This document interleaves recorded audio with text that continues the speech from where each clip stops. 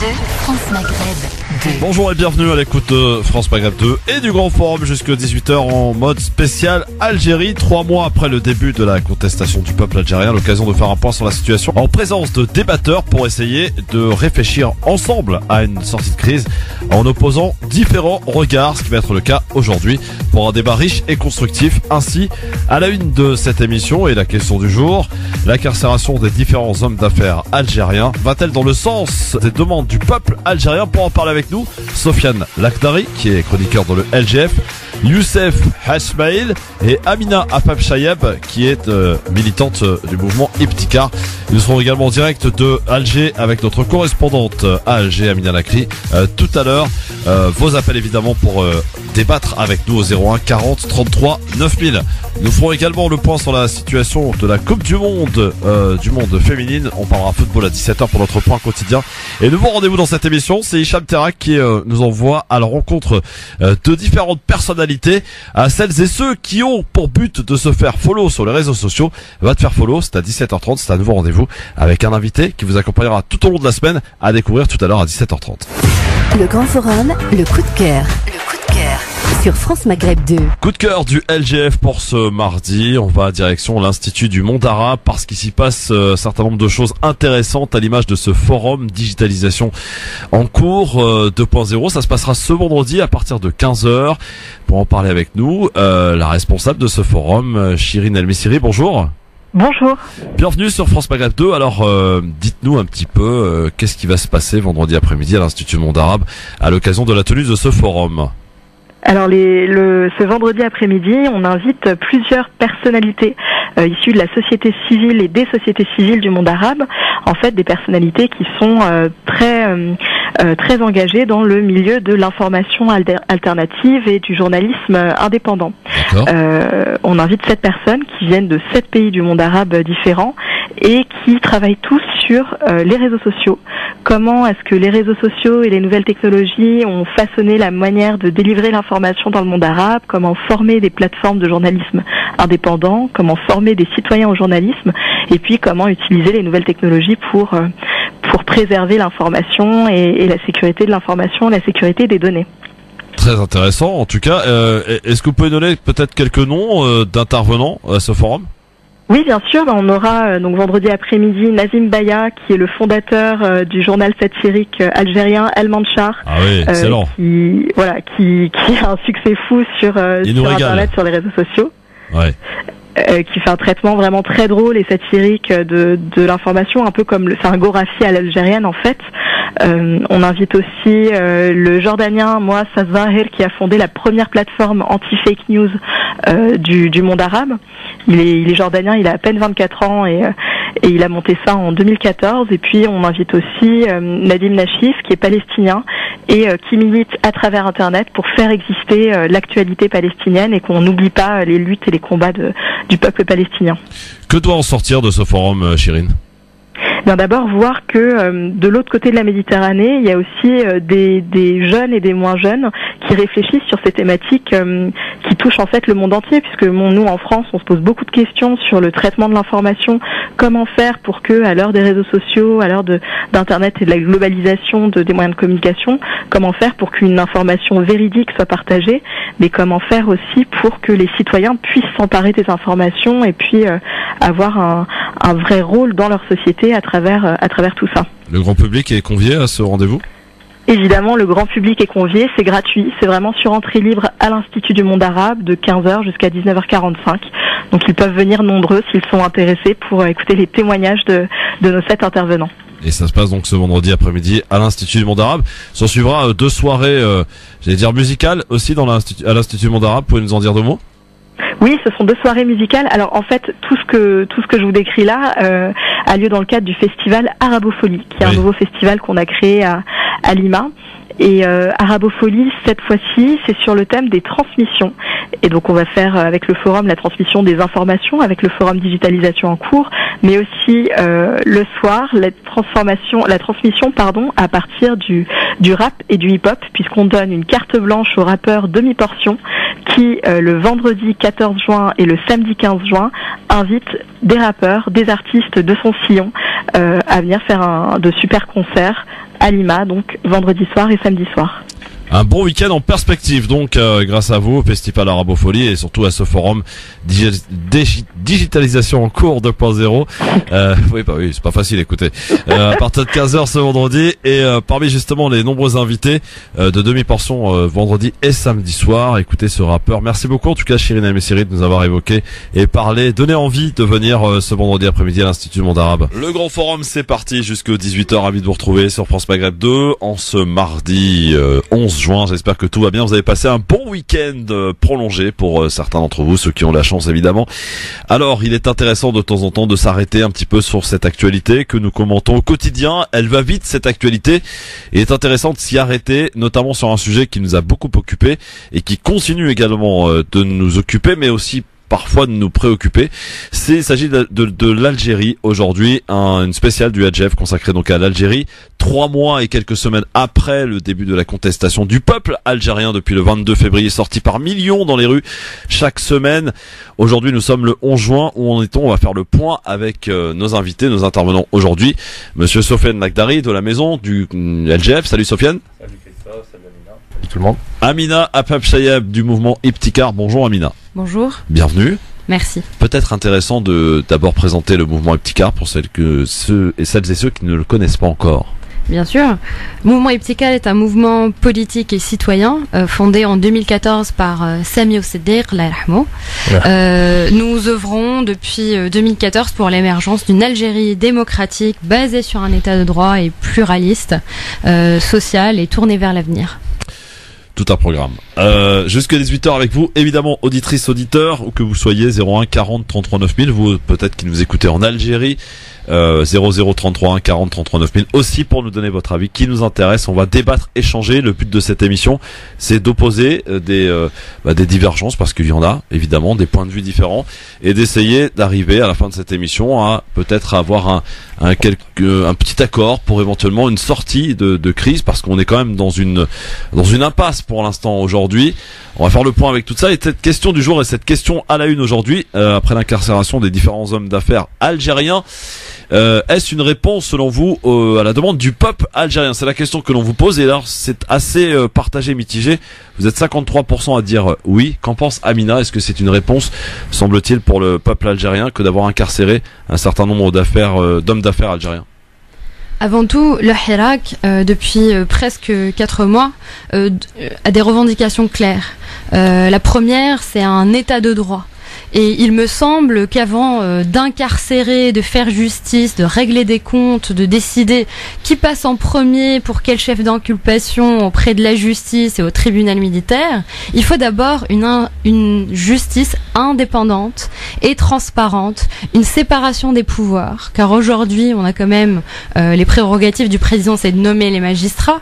Il faut d'abord ces réformes très profondes, systémiques, institutionnelles, avant d'aller à la chasse aux sorcières. Donc il me semble que cette mascarade, cette justice du téléphone ne répond pas aux demandes des Algériens qui souhaitent avant tout un état de droit et une justice indépendante.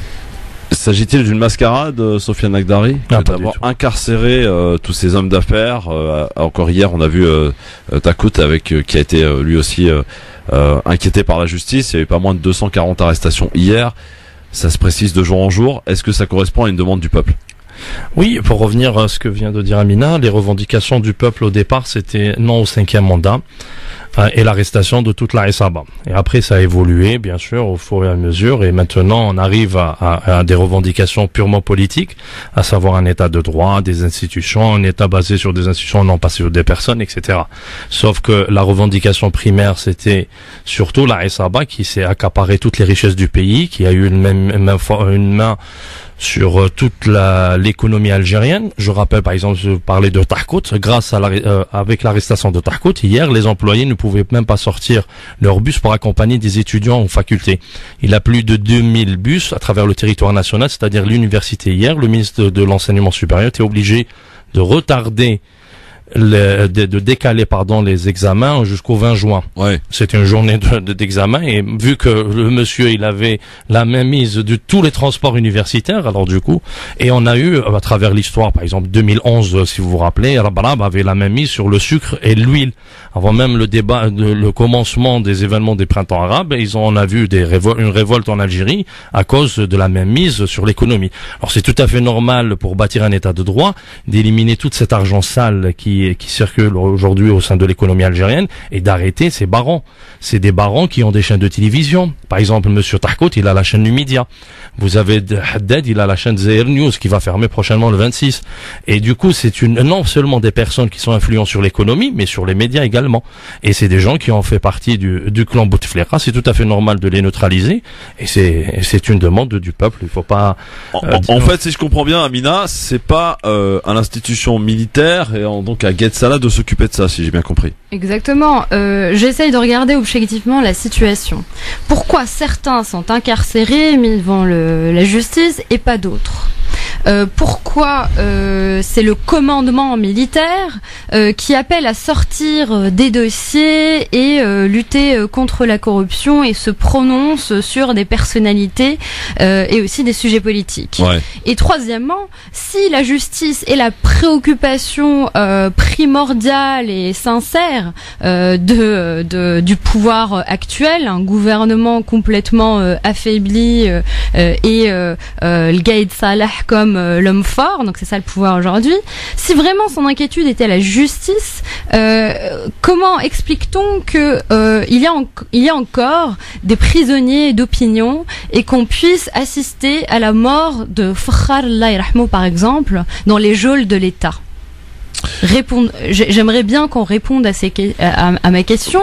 Pour monsieur Fakhar, je pense qu'il y a une commission indépendante, il y a une autopsie, il y a une enquête qui est en cours et c'est tout à fait inacceptable qu'il y ait des gens aujourd'hui qui meurent en Algérie pour des opinions politiques, malgré qu'on soit en opposition. Ce Fakhar, c'était un séparatiste, malgré qu'on soit opposé vraiment à ses idées, mais c'est tout à fait injuste et vraiment c'est un crime que des gens puissent rester en prison aujourd'hui en Algérie pour des opérations. Il y en a encore, et c'est tout à fait, c'est un combat. Et maintenant, c'est à la justice algérienne de bouger. On a vu des magistrats en train de manifester. Il faut reconnaître que l'état de la justice actuelle est complètement, c'est un état de corruption totale. Et je réitère ce que j'ai dit tout à l'heure, c'est que les magistrats sont nommés par le président de la République et que nous sommes dans un État où il n'y a pas de séparation des pouvoirs, il n'y a pas de justice indépendante, et que aujourd'hui, que ce soit à Gaïd Salah d'annoncer publiquement qu'il va aller à la chasse à la corruption, que c'est gravissime. Un militaire est tenu à rester dans les prérogatives de sa mission, qui est une mission professionnelle d'assurer l'intégrité de notre territoire et sa sécurité, et en aucun lieu de se prononcer sur des affaires de droit ni de politique.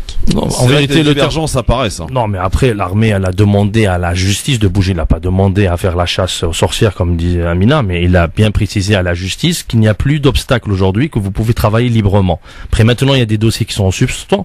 Monsieur Tahkout, par exemple, c'est un dossier qui date depuis 2013 et qui n'a pas été ouvert par la justice. Ouais. Le dossier de Cheikh Ebrali, quand il a ouvert, un magistrat comme Zegmati, il a été éjecté. Aujourd'hui, il vient d'être renommé. Et aujourd'hui, au niveau de la cour de Sidi Mohamed ou bien d'autres de la Cour suprême, où on verra demain la première heure monsieur Ouyahia, où il va vraiment témoigner en tant qu'accusé et non pas en tant que témoin. Après, maintenant, dire qu'il faut rien faire et attendre à ce qu'il y ait un état de droit et en même temps on n'a aucune solution politique qui pointe au bout du tunnel, on va pas rester les bras croisés, voir des gens qui sont accaparés toutes les richesses du pays et avec toutes les fuites de capitaux qu'on a vues depuis des mois et des mois. Là, pour le moment, ce qu'on a vu, c'est que on a une interdiction de sortie du territoire national de pas mal d'hommes d'affaires et d'hommes politiques. Le dernier en date, par exemple, c'est Homme Saïd.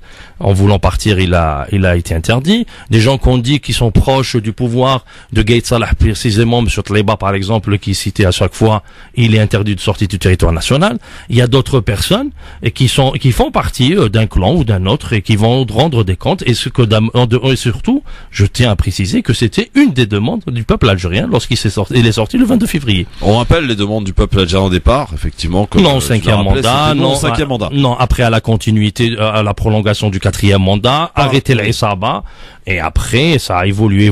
Aujourd'hui complètement infiltré par des gens politiques qui ont démontré toute leur servitude au système pendant toutes ces années. Et maintenant ils viennent avec une idée comme quoi que se sont fait un peu la peau neuve. Ils disent qu'ils sont les représentants autoproclamés du Hirak. Il y a personne qui parle au nom du Hirak, et c'est les mêmes qui ont fait tout pour que ce Hirak n'ait pas de représentants ou n'arrive pas à se structurer, parce qu'on a bien vu leur manigance, à savoir être les porte-parole autoproclamés. 01 40 33 9000 pour vous aussi prendre part à cette discussion. Amina Fabchayab, quand même, quand on regarde tout ce qui se passe, effectivement on peut s'interroger, et vous l'avez fait, sur le fait que ce soit l'institution militaire et Gad Salah qui fasse le choix de faire le ménage, mais quand même en tant qu'Algérienne, de voir ce ménage qui apparaît, c'est quand même une certaine satisfaction, non ? Moi, je dis dans l'état actuel des choses et comment la justice est instrumentalisée pour à la fois un bras de fer interne à l'intérieur du système, à l'intérieur de la matrice. Ouais. Quand les Algériens disaient Itnahaouga, la Isaba, donc la mafia partez tous, il y a aussi Gaïd Salah qui est inclus. N'oublions pas qu'au début du Hirak, monsieur chef de état-major était contre le Hirak et a traité ceux qui étaient dans le Hirak de vendus, d'argent. Et avant cela, il était pour le 5e mandat. Et avant cela, en 2013, il a été lui-même nommé à son poste par Bouteflika. Et entre 2013 et au début du Hirak, il a été un de ses plus fidèles et complices des agents. Il a retourné sa veste, quoi. Moi, il a sacrifié le clan Bouteflika parce que il a été mis à mal par le Hirak. Le Hirak a réussi à inverser le rapport de force, à vraiment déstabiliser l'équilibre interne du système. Et ce qui se passe depuis le 22 février, si on est plus précis, le 17 février, parce que ça a commencé à Kharrata le 17 février, ce qui se passe, c'est un réagencement des cartes, un réagencement des pions. Et clairement, le Gaïd Salah et ceux qui se cachent derrière lui aussi, qui sont pas visibles, ont pris le dessus. Même eux, ils donc à l'intérieur du système, il y a ces règlements de compte. Et une façon aussi d'interpréter ce qui se passe, c'est la figure paternaliste des militaires qui est en train de prendre en main le destin de l'Algérie, même si la rue veut s'affranchir de ça, ne veut pas de régime militaire. Vis-à-vis de l'extérieur, donc ça c'est à l'intérieur du système, tous les réajustements, et c'est aussi une campagne via l'extérieur, vis-à-vis du Hirak. On va lui dire, regarde, on est en train de nettoyer, on est en train de incarner toutes tes revendications, la preuve, Saïd est en prison, Tartag et Tawfiq, regardez ce qu'on leur a fait. C'est une façon aussi de vendre, de faire la campagne de la transition à l'intérieur du système. C'est essayer de convaincre que le système est capable de se réinventer de l'intérieur. C'est aussi tout à fait dans la feuille de route qui est on reste à l'intérieur de la Constitution tout en violant la Constitution, évidemment, vu que la Constitution ne donne pas ces prérogatives-là aux militaires. Et puis c'est un troisième point, c'est une façon de faire oublier cet historique, ce passif que j'ai exposé tout à l'heure depuis 2013 avec monsieur Gaïd Salah, complice de Bouteflika. En fait, là, on va se rappeler juste de l'histoire très très récente. On va plus regarder Tahkout, Haddad, Arbrab et ne pas regarder dans un présent, dans une histoire, dans le passé un peu plus éloigné, qui est début du Hirak et bien avant. Morad est avec nous, il nous appelle au 01 40 33 9000. Lui aussi, il a des choses à dire. Morad, bonjour. Oui, bonjour. Voilà, j'écoute les chroniqueurs, les invités. Ouais. Moi, je suis quand même, je suis contre son peuple algérien, parce que, à mon avis, c'est une question de rapport de force. Et le pouvoir actuel, je crois que le peuple, il remporte des victoires par étapes. Aujourd'hui, je pense que le peuple n'a pas demandé n'a pas demandé l'arrestation des oligarques, il a demandé que les 3B n'assument pas la transition. C'est-à-dire que Ben Salah, l'inamovible Ben Salah du Conseil du Sénat, depuis 2001, il est là. Donc, ce que veut le peuple, c'est que la transition doit se faire par des gens propres, ouais. qui se battent, qui sont pour un état de droit, hein, et puis pour des élections transparentes. Hein. À mon avis, le système veut sauver sa peau. Hein. Il essaie de gagner du temps en essayant, à mon avis, que le mouvement s'arrête, hein, le pourrissement du mouvement. Mais je pense que à ce stade-là, le peuple algérien, il est prêt à payer n'importe quel prix, hein, pour que le système dégage. Voilà mon point. Bon, merci. C'est vrai qu'on entend ça beaucoup, hein, Sofiane, ce genre d'argument, notamment de Mourad, qui nous dit voilà, le système est en train finalement de se réinventer, d'essayer de trouver un nouveau stratège pour essayer d'exister, de perdurer. Mais juste, on essaye de définir c'est quoi le système en vérité. C'est quoi? Est-ce que c'est l'armée, c'est les renseignements, c'est la présidence? Aujourd'hui, moi, dans ma vision, dès le premier jour, Christophe, j'avais bien précisé que le système algérien se posait sur 3 piliers, sur la présidence Mouradienne, surtout depuis l'arrivée de Bouteflika, et on a les renseignements, c'était surtout Toufer, après c'était son bras droit, le général Tartak, et troisième chose, c'était l'armée. Et à partir du 22 février, on a vu un 4e acteur qui est venu, c'est le peuple. Et on a bien vu que l'armée, quand elle parle, Amina, du passage où il considère que c'est des gens qui sont instrumentalisés, il a retiré dans les 15 minutes, le service de communication du ministère de la Défense a retiré ce paragraphe, mais bref, et depuis, il a accompagné le Hirak, l'armée. Et si je veux bien, et après, parmi les demandes du peuple, c'était d'éliminer le clan de Bouteflika, et l'armée a bien choisi son camp, à savoir les revendications du peuple.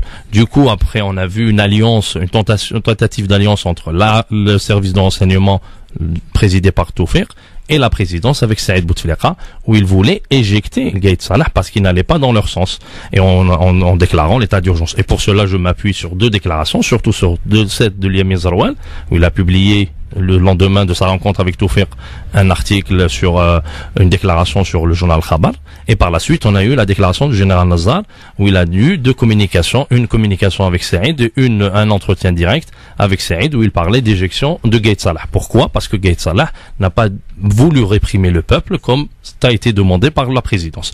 Maintenant, si on considère que ces gens-là doivent rester dans la nature, c'est une des demandes par exemple de Ali Guidiri, qui était dans l'opposition, qui était soutenu par Brab, qui était soutenu par Moukhranait al-Arabi, qui était son directeur de campagne, etc. Il a demandé à ce qu'on arrête Saïd Bouteflika. Il a clairement dit lors de l'entretien avec les journalistes algériens, il a dit si vous arrêtez Saïd Bouteflika, vous pouvez m'emmener en prison, moi, tout le monde. Et c'était un défi qui était lancé à l'armée. Sauf que l'armée n'a pas arrêté seulement Saïd Bouteflika, elle a arrêté Rabat Zahir, qu'on appelait Rabat Zahir Toufer, et Tartak. Les renseignements qui étaient en train de comploter contre l'intégrité du pays, parce que le plan de Bouteflika, du clan de Bouteflika, c'était quoi? Éjecter Gaïd Salah et de ramener Saïd El Bey, qui est en prison aujourd'hui, c'est un général, ancien général de la 2e région militaire, et de le mettre à la tête de l'armée. En vérité, il voulait absolument diviser l'armée, mener une guerre civile à l'intérieur du pays. Parce que vous dites à Gaïd Salah, alors que vous êtes en dehors de la constitution, monsieur Saïd Bouteflika, et vous décidez de nommer quelqu'un à la tête de l'armée, si vous êtes en train de diviser l'armée. Chose que maintenant, malheureusement, certains hommes politiques algériens, et même eux, ils font partie du Itna Haouga, hein, ces hommes politiques ont été chassés lors des manifs. Aujourd'hui, ils demandent la tête de Gaïd Salah.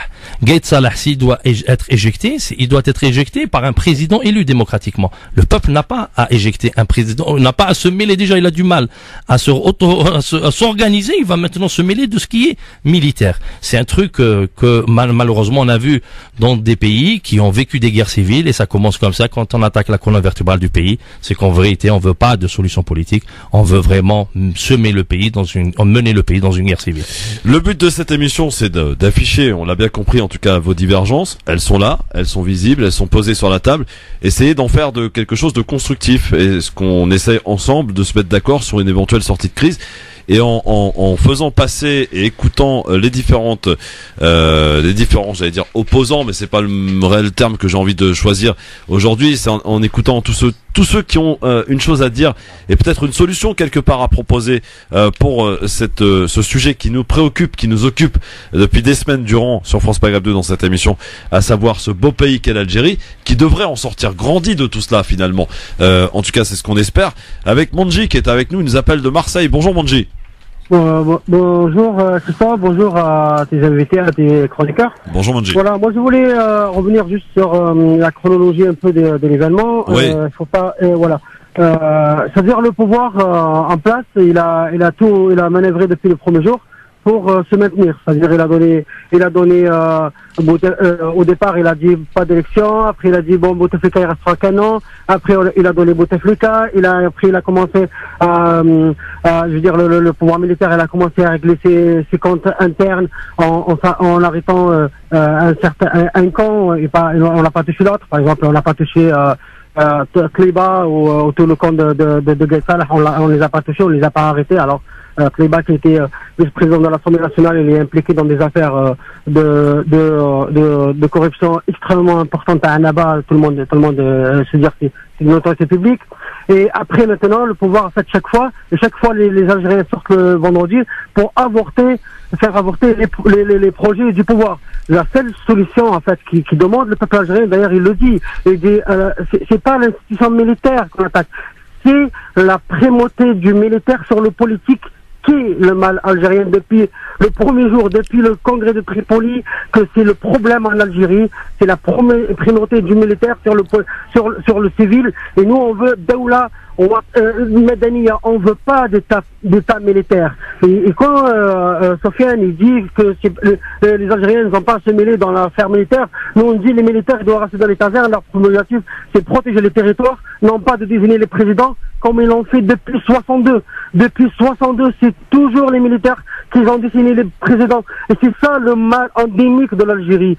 Si on veut résoudre les problèmes, il faut s'attaquer au mal, le mal par la racine. Et la racine du mal en Algérie, c'est la primauté du militaire sur le politique.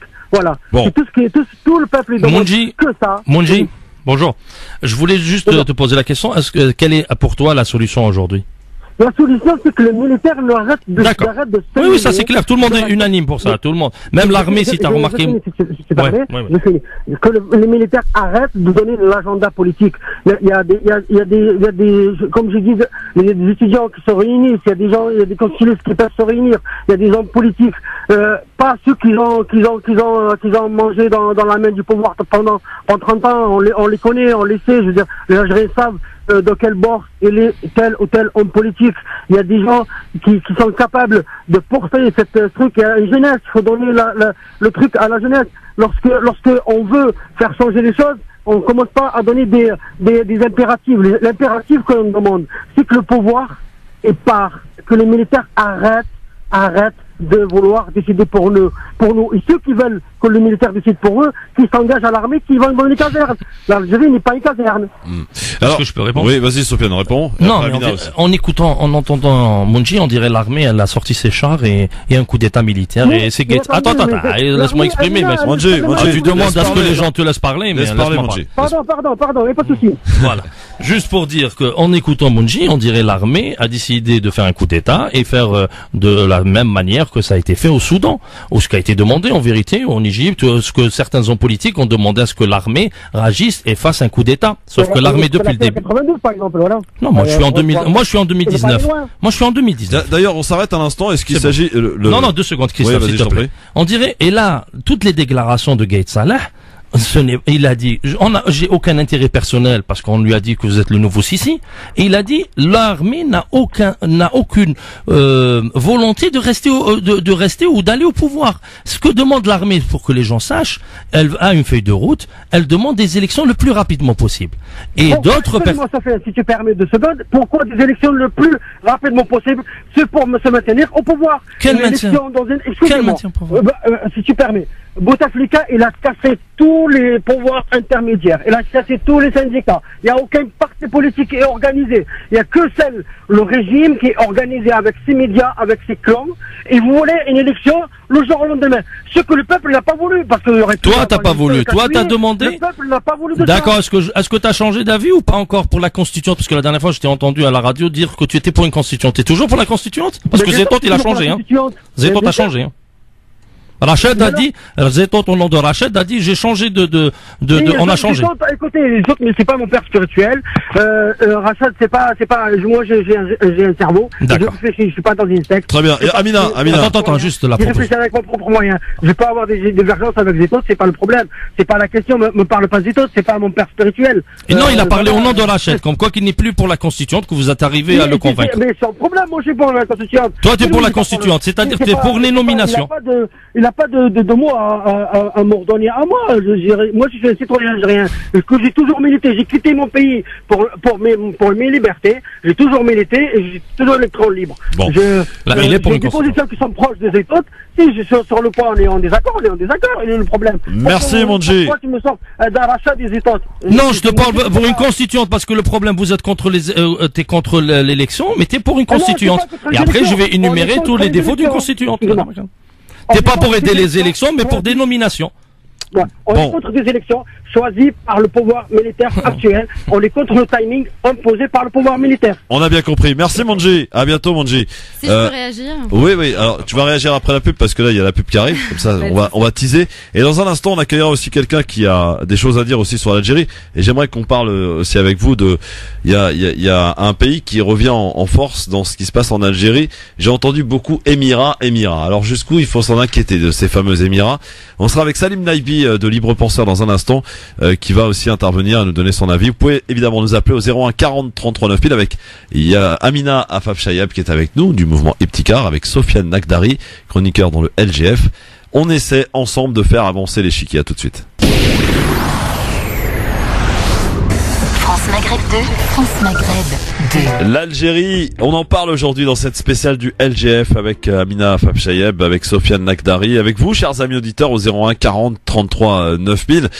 Alors il y a eu divergence évidemment dans cette première partie. Peut-être une petite réaction sur cet échange entre Mondji et Sofiane, Amina. Déjà une observation, oui. Dans nos différentes interventions, on est resté beaucoup dans la logique du système. Oui. Dans la logique du système, en se disant, en face, il y a personne à qui parler, donc c'est nous qui faisons le travail. Nous, un autre argument, c'est danger, sécurité. Si il y a vacances d'État, c'est que tout va mal se passer. Il faut qu'on reprenne un peu les rênes. C'est pour le bien de tout le monde. Du coup, on est dans nos prérogatives. Et puis un troisième argument qui est celui du système, c'est on vous a compris. Vous voulez le changement, on va vous le faciliter, on va vous le donner sur un plat en argent.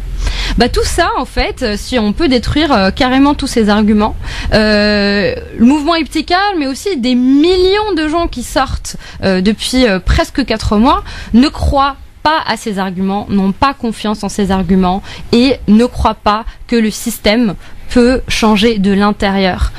N'écoutons pas Amina Afaf-Chayab ben Moumou Iptikar, n'écoutons pas Sofiane qui est ici même, ni même les intervenants. Écoutons les millions de gens qui n'ont eu cesse de dire clairement, en citant par son nom Gaïd Salah, on veut pas de votre interventionnisme, on veut pas ce paternalisme, on veut pas d'un État militaire, on veut pas que la transition se fasse sous vos ordres, que vous soyez ceux qui dictent les règles. On veut des institutions de transition, on veut prendre notre destin en main, ce droit à l'autodétermination des Algériens pour un État civil. Il y a un changement. Ce qu'on réclame, c'est le changement dans la rupture. Et quand on parle de rupture, c'est pas seulement avec ces personnalités qu'on va choisir et mettre en prison, c'est aussi avec tes façons de faire. Et c'est là où le commandement militaire et ceux qui sont au pouvoir, ils sont en train de ironiquement démontrer à quel point ils sont incapables de gérer cette transition. Parce que dans le discours, ils disent on vous a compris, regardez comment on est en train de lutter par la corruption, et en ce faisant, ils violent la constitution qu'ils essayent d'imposer. En se faisant, regarde, on parle pas beaucoup de Bedoui qui est caché, en fait son gouvernement intérimaire est incapable de gérer la chose publique. Il n'a même pas été capable de gérer les affaires du quotidien du gouvernement. Ouais, si tu permets, Chris. Ouais. Remettons les choses en clair, la voix qui doit prédominer, c'est celle des millions d'Algériens. Et ça, n'est-ce pas un message encore plus fort que celui des urnes? Il n'y a jamais eu autant de participation à la vie politique que depuis le 22 février. Ça, on est tous d'accord. C'est le meilleur qu'un n'importe quel résultat électoral depuis l'histoire de l'Algérie indépendante. Le meilleur baromètre. On est d'accord. Et ces revendications, en fait, arrêtons aussi de dire qu'il n'y a personne en face. Il y a beaucoup d'organisations, d'initiatives, la société civile, les citoyens n'ont jamais autant investi le champ de la politique, n'ont jamais autant exprimer leur diversité avec une grande maturité politique.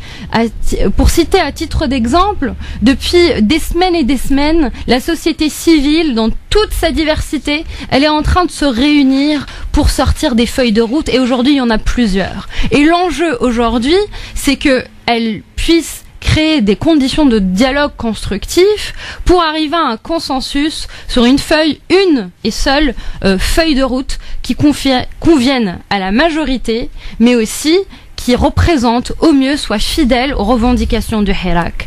Arrêtons avec ce discours où on revient en arrière, où on reprend la logique du système et on réfléchit qu'à l'intérieur de la logique du système. Le peuple, les Algériennes et les Algériens ont rejeté la feuille de route du système. La preuve, on a des magistrats, des maires, des citoyens qui ont refusé ces élections. Donc arrêtons d'en reparler. On a essayé de nous les imposer une fois, 2 fois, 3 fois, c'en est fini. Aller à des élections en faisant semblant qu'on ait une démocratie, avec quel parti politique, avec quelle loi électorale, avec quelle confiance qui a été brisée depuis des décennies. Aujourd'hui, il faut aller vers des instances de transition. Nous sommes dans une période inédite de notre histoire et il faut des ressources, des solutions inédites. Par des gens nommés. Géré par qui, Amina? Il y a plusieurs mécanismes et aujourd'hui ils sont discutés. Si on compare les différentes feuilles de route, on parle de présidentium, on parle de mécanismes de représentativité territoriale, nomination, etc. On parle de réformes très très profondes de la Constitution pour garantir déjà la séparation des pouvoirs. Comment peut-on aller aux urnes si la justice, l'exécutif et le législatif ne sont même pas séparés? Comment peut-on aller aux urnes alors que notre constitution, l'Algérie, ressemble à une monarchie? On passe notre temps à réfléchir à l'intérieur de ce cadre constitutionnel en ignorant que la constitution a été changée pour donner tous les droits à la présidence. Ouais, mais le problème c'est que l'exemple donné, moi j'entends la période de transition, elle a échoué dans beaucoup de pays, y compris les pays voisins qu'est la Tunisie, l'Égypte, etc. On a vu ce que ça a donné. C'est pas ça qu'on veut en Algérie. Arrêtons aussi avec cette lecture très européenne d'ailleurs que je remarque de le printemps arabe, l'Algérie. On a vécu notre printemps dans les années 80. Ça, notre histoire, elle est faite de lutte politique, de lutte citoyenne avec ses acquis. Nous ne sommes pas en train de revenir en arrière et nous ne sommes pas en train d'imiter ou de vivre par procuration l'histoire des autres. Le mouvement social citoyen qui est en train de se passer, populaire qui est en train de se passer en Algérie, est algérien authentiquement et il est fidèle à l'histoire algérienne. Nous ne sommes pas dans la même configuration que l'Égypte, nous ne sommes pas dans la même configuration que la Tunisie. Laissons-nous vivre une transition spécifique à l'algérienne. Elle sera évidemment, inévitablement, elle sera. La nature du Hirak elle-même est spécifique à l'Algérie. Bon, Sofiane, elle t'a convaincu ou pas? Non. Pourquoi elle t'a pas convaincu? Non, mais c'est pas. Non, mais pourquoi t'es pas pour une transition, toi, par exemple? Non, mais pour moi, l'Algérie n'est pas allée dans une planète qui s'appelle la planète Terre. On est entouré de pays. Il y a des puissances étrangères néocolonialistes qui n'attendent que la faille pour venir et pour s'immiscer et pour intimider les pouvoirs qui sont en Algérie. Il faut savoir que l'insistance de l'institution militaire de rester dans le cadre constitutionnel, c'est comme un bouclier afin qu'il n'y ait pas d'ingérence. Comment expliqué au bout de 4 mois, aucune puissance de type américain, français, de l'Union européenne qui s'immisce, qui s'immisce dans toutes les affaires internes de tous les pays arabes ou tous les pays du tiers-monde, si on peut dire, en Iran, en Chine, en Russie, et aujourd'hui aucune déclaration, parce que ça reste un conflit interne par le cadre constitutionnel. C'est pour cette raison, c'est pas un amour, la Constitution qui a été violée en 2008, qui a été modifiée en 2016, que l'institution y insiste, sauf que l'institution, elle veut l'utiliser comme un bouclier. Deuxième chose, quand on me parle de transition ou bien de tunnel qui va nous mener vraiment vers... on a en face de l'armée, aujourd'hui, là c'est une institution qui reste un peu solide en Algérie, on n'a rien, on a du néant. On peut dire oui, on a des organisations, mais rien. Aucune organisation ne représente le Hirak. Toute personne qui s'autoproclame ou tente de parler au nom du Hirak, elle est tout de suite discréditée. Que ça soit dans une ville, que ça soit sur des réseaux sociaux, tout le monde est discrédité. C'est-à-dire c'est un Hirak qui sait de quoi il n'a pas envie, mais qui sait pas exactement où aller. De quoi il a envie. Et de quoi il a envie, ou de quelle manière il va y aboutir. On sait qu'on veut un état de droit avec un état des institutions. Mais comment y parvenir? C'est ça la divergence avec Amina.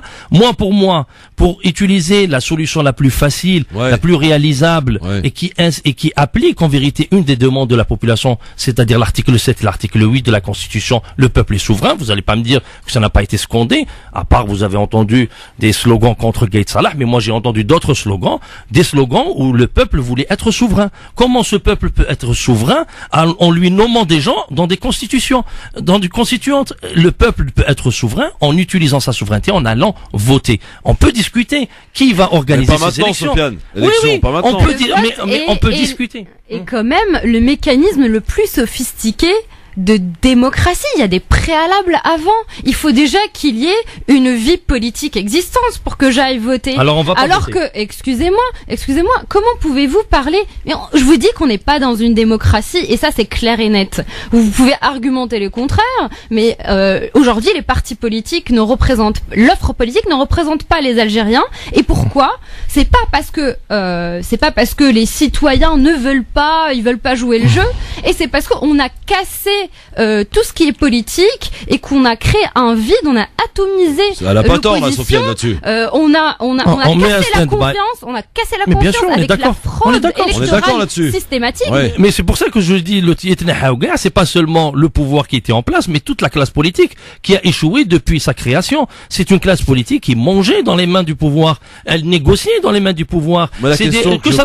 Excuse-moi Christophe, tout le monde, y compris ceux qui viennent aujourd'hui, les Karim Tabou, il était député, il était patron du FFS, il a négocié le nombre de députés, il a participé au municipal dans des élections qui ont été fraudées. Deuxièmement, Mokhran Ait Al-Arbi par exemple, qui aujourd'hui dit que il tient presque le même discours qu'Amina. Il a été le directeur de campagne d'Ali Guidiri. Il a déposé les signatures au Conseil constitutionnel. Comment se fait-il la même personne que hier il était pour des élections et 4 mois après le Hirak, après la demande d'une commission indépendante pour contrôler, et diriger ces élections, ils ont pas la confiance. Ils ont voulu des élections avec Bouteflika pour un 5e mandat, avec Bedoui comme ministre de l'Intérieur, et aujourd'hui ils veulent pas, avec l'absence de tous ces acteurs-là. C'est un truc que j'ai du mal à comprendre. Non, mais c'est-à-dire, Amina, elle nous dit, on reste en stand-by, on fait des institutions, on nomme, on sait pas à peu près le mécanisme, elle va nous expliquer peut-être après, mais on reste en stand-by et on attend. L'économie algérienne, au bout de 3 mois, 4 mois, on est à l'agonie. Les gens souffrent aujourd'hui. Si on veut mener le pays vers... on fait rien, on ne bouge pas au niveau de la justice, on ne bouge pas au niveau électoral, on reste en stand-by et on attend.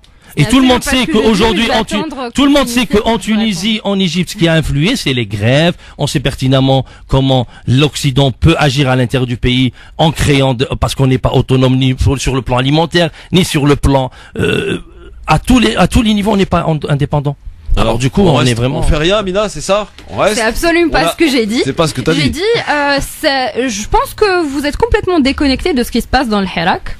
Parce que si vous avez l'impression que les choses ne bougent pas en Algérie, qu'il n'y a pas, en fait, de nouvelles formations, des collectifs politisés, des corporations qui élisent des représentants, des étudiants... Cite-moi un nom, je te défie qu'il y a un des auditeurs qui va nous appeler qui dit « je connais ».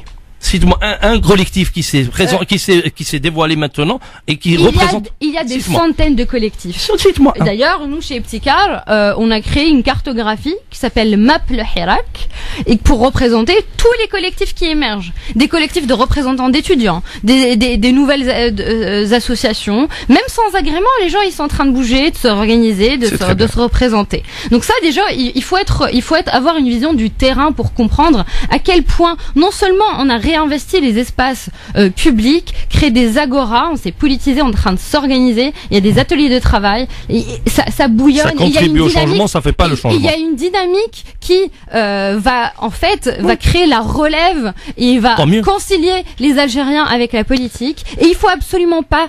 Aujourd'hui, on est devant une responsabilité historique. Il ne faut pas trahir les aspirations du Hirak, les aspirations du peuple algérien.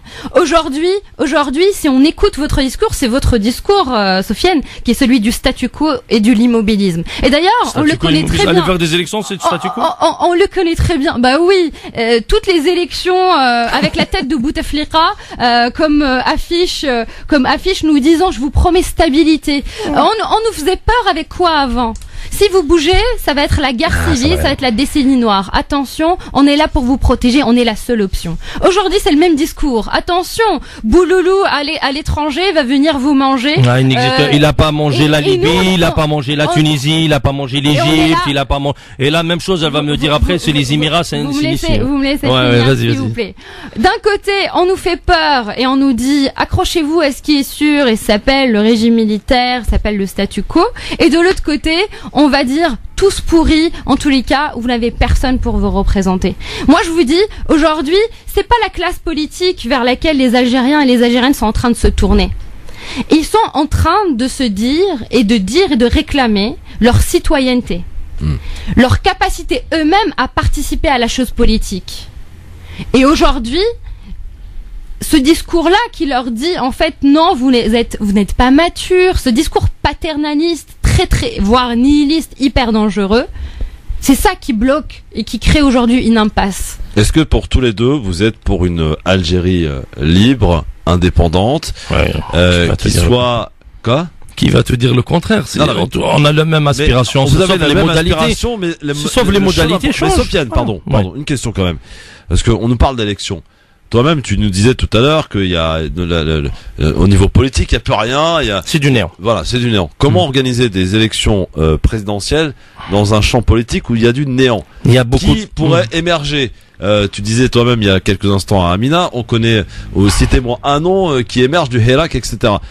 Quand on voit tout ça, quand on fait cette constatation, il est impossible d'organiser des élections pour l'heure. Non, il y a des gens qui ont refusé de participer à toute élection parce qu'il y avait Bouteflika avant. Ouais. Il y avait la triche, il y avait la fraude qui était révélée. Ils vont te dire, il y a et aujourd'hui, si on donne des garanties, il y a 42 millions d'Algériens, il y a des diaspora algériens qui est à l'étranger, et il y a des millions d'Algériens qui aspirent à la politique, comme dit Amina. Mais sauf que maintenant, si tu donnes des garanties, qu'il y ait des élections libres et démocratiques, que le peuple va choisir, qu'il y a une équité sur le plan audiovisuel des candidats, tu donnes des garanties, tu fais vivre la démocratie. C'est pas en mettant le pays en stand-by et ouvrant la fenêtre à toute intervention, parce que si on sort du cadre constitutionnel, je te jure que demain, on a bien vu le Soudan. Aujourd'hui, il est sanctionné par l'Union africaine, il est sanctionné par... Pourquoi ? Parce que le pays est sorti de la Constitution. Tu auras des ingérences étrangères. Moi, je parle pas du néant, je parle à partir d'expériences qui ont échoué dans le monde arabe, et on doit prendre conscience que ces échecs sont dus exclusivement et en grande partie par l'interventionnisme étranger. Je vous propose d'accueillir Salim Naibi de Libre Penseur, qui est avec nous, qui attend patiemment, qui est à l'écoute depuis tout à l'heure. Bonjour Salim, bonsoir. Bonjour à tous, bonjour à vos invités et bonjour à vos auditeurs. Alors, cher Salim, justement, on parlait d'ingérence. Est-ce qu'il faut en avoir peur de cette ingérence? Moi, j'ai vu, par exemple, quand on parle d'ingérence, les Émirats qui auraient de grandes choses à faire en Algérie et foutent un sacré boxon. On y croit ou pas, Salim? C'est pas qu'on y croit, c'est qu'il y a des faits. Il suffit de lire l'article du 16 avril de Maghreb Intelligence, dans lequel on apprend que Cheikh Tahnoun Ben Zaïd, dans la nuit du 20 au 21 mars, est venu rendre visite, il est descendu dans son avion à l'aéroport de Béchar, c'est le conseiller de sécurité de MBZ, le fouteur de guerre, le criminel.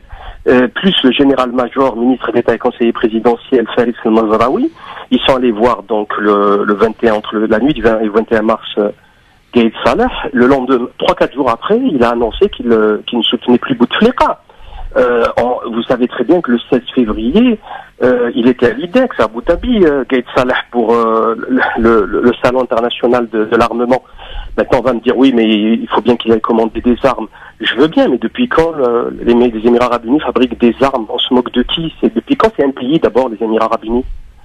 80 000 km², 1 million d'individus, depuis quand c'est un pays qui compte?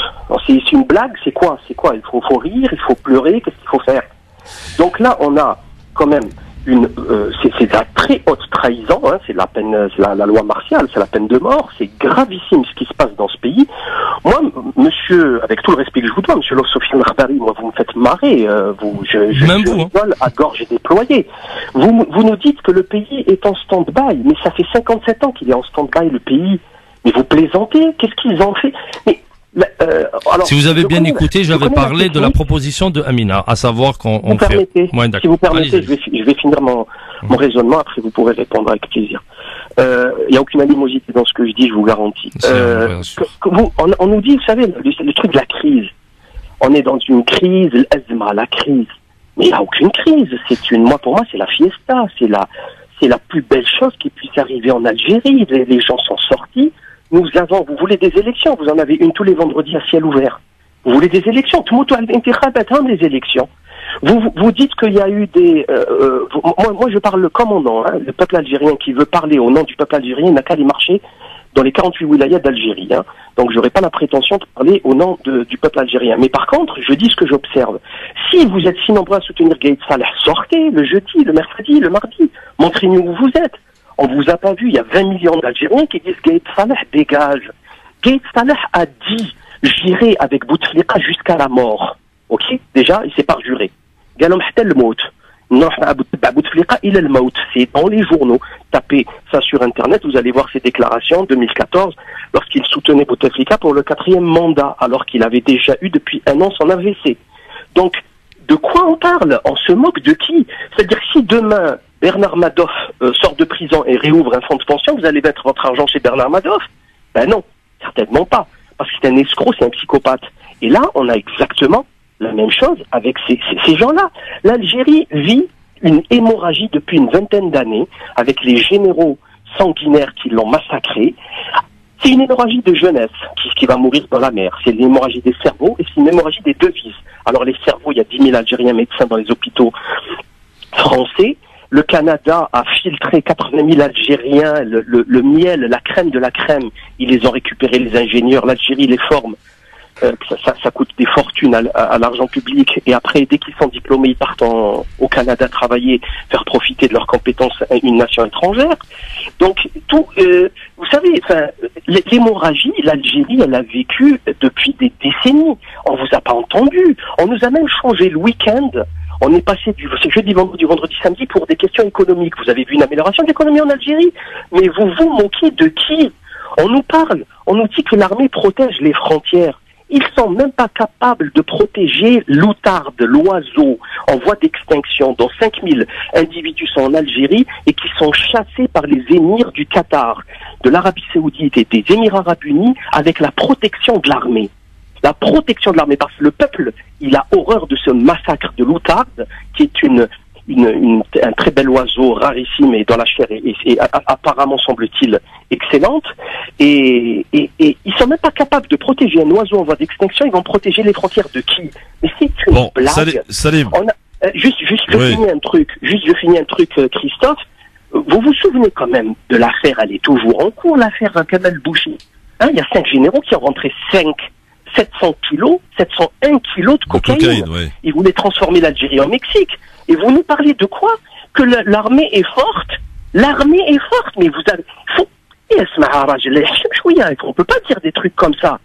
701 kilos de cocaïne, ils veulent transformer. Maintenant, c'est le cartel de Sinaloa, le cartel de... C'est quoi le prochain projet, là? Il y a 50 000 morts par an au Mexique à cause des cartels de la drogue. 50 000 morts. Il n'y en a pas autant en Syrie. Personne n'en parle d'ailleurs, on ne sait pas pourquoi. Donc ils voulaient qu'on transforme en quoi l'Algérie? L'Algérie, elle était au bord de la bouche du volcan qui était en éruption. Le bon Dieu, par un, c'est quel miracle, il a dit non, c'est bon, on va arrêter ce massacre. Le peuple est sorti comme par magie dans 48 wilayas différentes, 20 millions de personnes selon Reuters.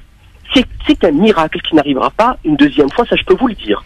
Donc maintenant, si je peux terminer juste par la solution, on nous dit oui, la solution c'est quoi? La solution elle est très simple.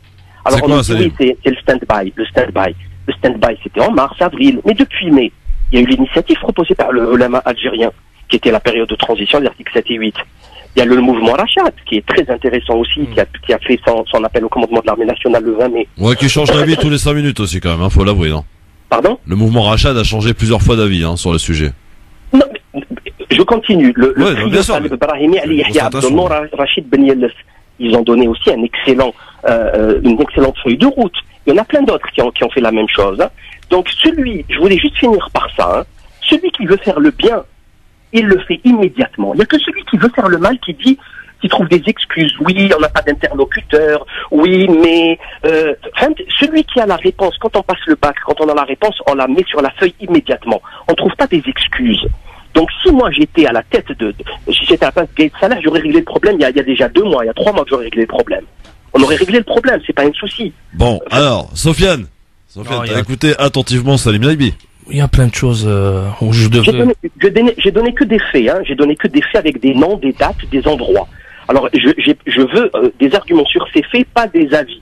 Sinon, ça n'a aucun intérêt. Non, vous parlez de la visite de Gaël Salah aux Émirats Arabes Unis. Il faut savoir que tout de suite après, il a pris l'avion en direction du Qatar. Vous occultez cette visite au Qatar, mais vous insistez et vous faites un constat comme quoi que c'est les Émirats Arabes Unis qui donnent l'ordre à Gaël Salah de faire ce qu'il a envie de faire. Alors, bougez pas parce que j'ai une pause, moi, qui est prévue. Salim, tu restes avec nous. On finit la discussion dans un instant.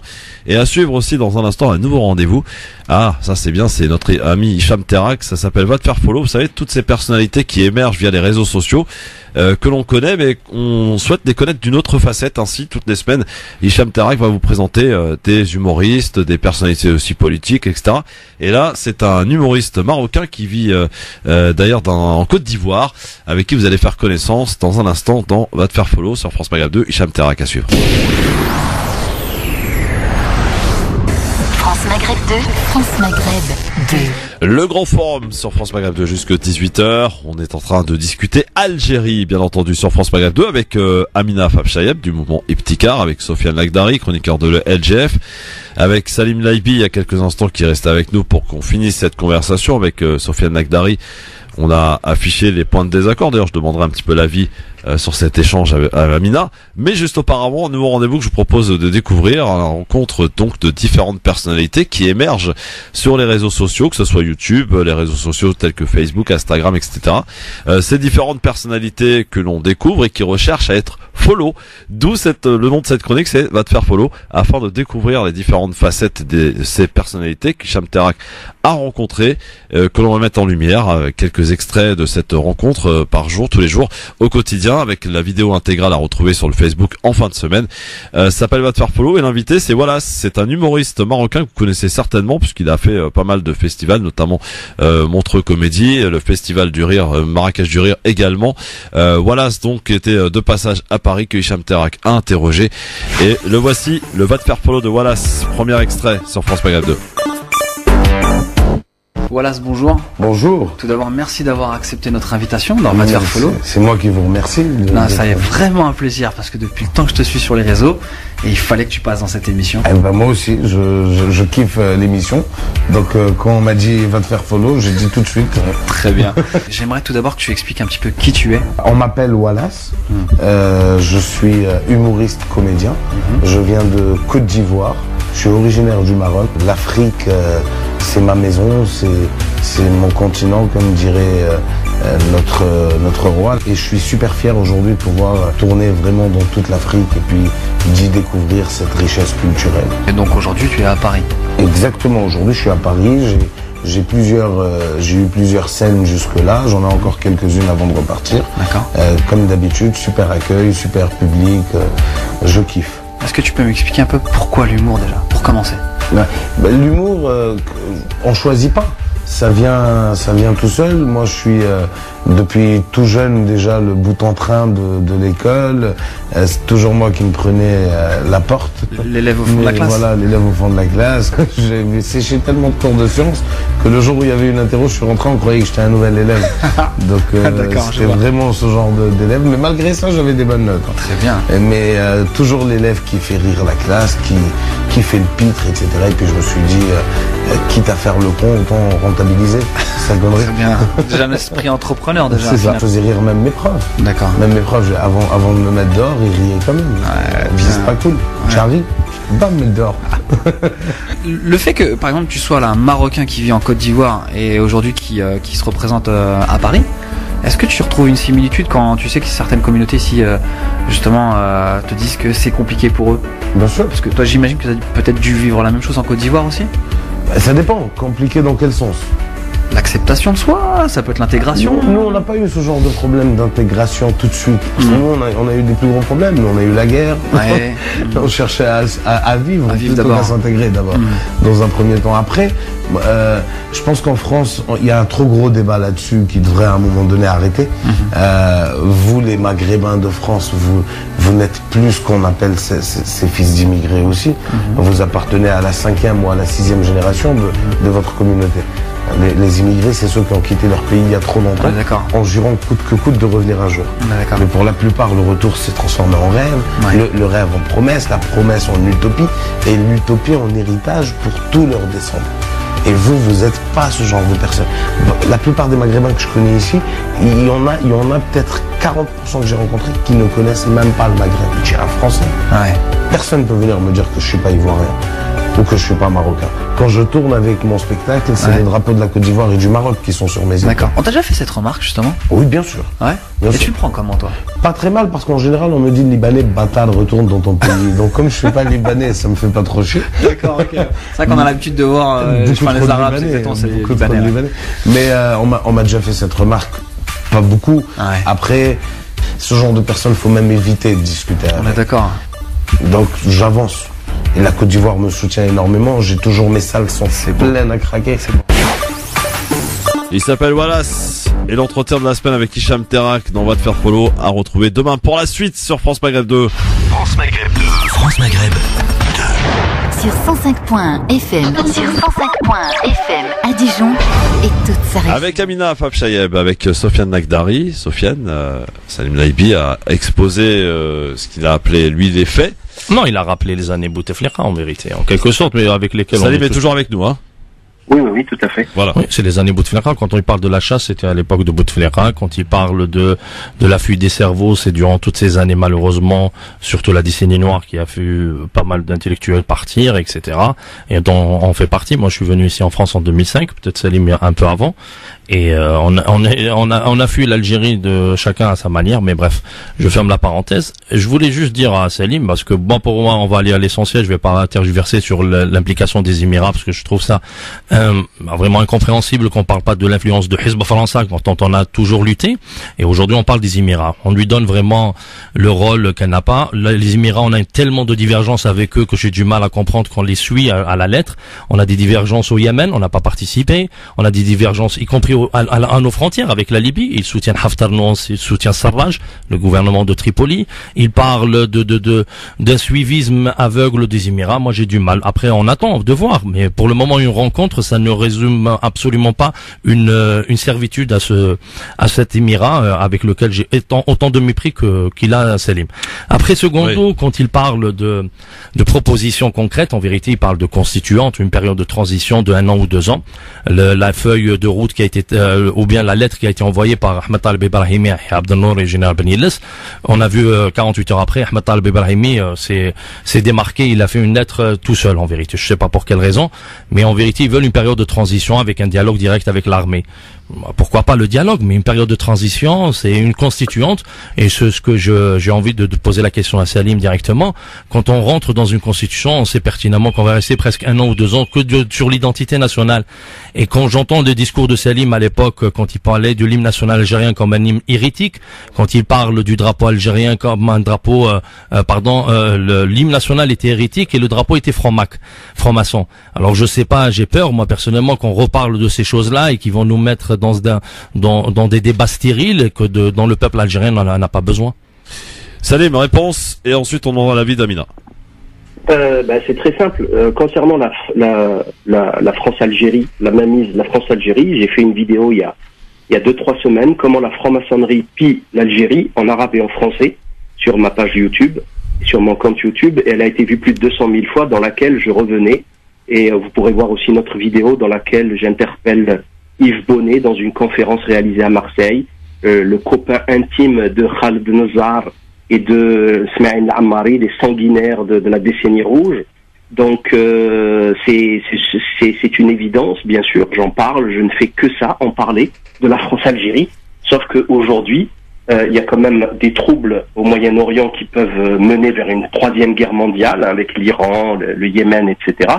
Et c'est bon, il y a Daesh, il y a l'affaiblissement de l'Irak et de la Syrie, donc c'est quand même un sujet qui compte. D'autant que derrière les Émirats, il y a Tel Aviv et Washington. Et je suis désolé, la France, elle compte pas trop dans ces discussions-là. La France a été totalement dépassée. Concernant la constituante, moi déjà, j'ai une position totalement différente. Pour moi, la constitution, elle est même pas obligatoire pour la gestion d'un pays. Je rappelle que les pays les plus développés au monde n'ont pas de constitution, notamment l'Angleterre. C'est la City de Londres, c'est elle qui fait la pluie et le beau temps, c'est elle qui donne la cotation de l'or dans le fixing de Londres, c'est elle qui donne, qui donne le la à toute l'économie mondiale. Elle n'a pas de constitution, je suis désolé, l'Angleterre, et tous les pays du Commonwealth non plus. Le Canada, l'Australie, je sais pas, il y en a plein. Donc une constitution, c'est pas obligatoire pour faire fonctionner un pays. Des textes suffisent. Donc il faut arrêter ça aussi de faire croire que la constitution elle est essentielle à l'oxygénation de nos cerveaux. L'oxygène, l'eau, oui, peut-être. Moi je la considère comme un bouclier. Moi je la considère comme un bouclier à une ingérence étrangère. Vous êtes d'accord ou pas d'accord? L'Algérie a quand même fonctionné pendant 13 ans auparavant, je le rappelle, sans constitution. Dans notre histoire. Pourquoi ils l'ont pas respecté depuis Et même on a vu quand Bouteflika, et ça a été salué par la France. Quand il parle, il la piétine. Non, ça a été salué, même Bouteflika quand il a annulé les élections sans se baser sur aucun article de la Constitution, ça a été salué par la France. Moi Macron quand il parle, ça m'intéresse pas. Moi ça m'intéresse parce que c'est l'ancienne puissance coloniale. Moi ça m'intéresse. Est-ce que l'histoire de la Constitution, elle est indispensable et vitale pour l'Algérie? Non. Ça m'intéresse parce qu'il y a des gens qui viennent prendre leurs ordres ici à partir de Paris et qui reviennent le vendredi pour parler au nom du Hirak. Je vous rappelle qu'il y a une vidéo dans laquelle il y avait Bouteflika avec à sa droite Gaïd Salah qui était à Val-de-Grâce avec l'hôpital militaire, avec sur la tête de Gaïd Salah le portrait de François Hollande, et Gaïd Salah il prenait ses ordres de Bouteflika Zama, entre parenthèses, pour aller diriger le pays en rentrant à Alger. Donc de quoi vous parlez? Enfin, la France elle a toujours soutenu l'Algérie, les criminels algériens, Marchiani, Pasqua l'assassin, on le sait tout ça. Yves Bonnet a comme ami intime Smaïl Ammari. La fille d'Yves Bonnet, il n'est plus Smaïl Ammari. Parle-moi de ce qui se passe aujourd'hui. Vous parlez de la décennie noire. Voilà. Parlez-moi de maintenant. Bouteflika il y a longtemps. Bouteflika c'était au mois de février. Comment ça il y a longtemps? Non, parlez de Smaïl Ammari. Smaïl Ammari n'y est plus depuis des années. Smaïl Ammari. En plus, c'est Gaïd Salah qui a éliminé les Ammari, si vous vous rappelez bien. Non, Ammari, il est mort de sa petite mort. Smaïl Ammari, je parle de les Ammari. Il n'y en a pas un qui a été assassiné. Il n'y a que le peuple qui s'est fait assassiner. Tous les généraux sont morts tranquillement. D'accord, pour vous, une sortie par une constituante. Ouais. Une sortie par une constituante, Salim, c'est bien ça. Comment? Une sortie par une constituante. Non, c'est pas obligatoire. La constitution. On chasse Gaïd Salah et après on va. La constitution elle-même, pour moi, la constitution algérienne aujourd'hui, elle est suffisante pour démarrer quelque chose. Ce qu'il nous faut, c'est un état de droit.